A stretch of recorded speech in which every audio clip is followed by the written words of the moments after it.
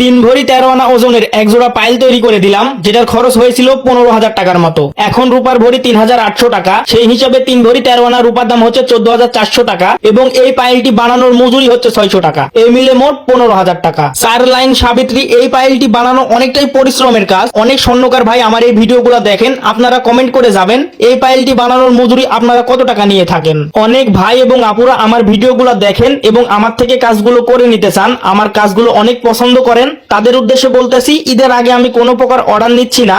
এর আগে যে অর্ডারগুলো নিয়েছি এগুলোরই কাজ করতেছি আর আপনাদের সাথে ভিডিওগুলো শেয়ার করতেছি। ঈদের পরে ইনশাল্লাহ সবার অর্ডারগুলো নেওয়ার চেষ্টা করব। আমি কোনো রেডিমেড প্রোডাক্ট সেল করি না, আমি নিজে কাজ করি এবং এগুলারই ভিডিও আপনাদের সাথে শেয়ার করার চেষ্টা করি। এই কারণে অর্ডার অল্প পরিমাণে নেই, কাজগুলো করে আবারও অর্ডারগুলো নেওয়ার চেষ্টা করি। আপনারা অনেক মেসেজ করেন নতুন নতুন ডিজাইনের আংটি তৈরি করার জন্য।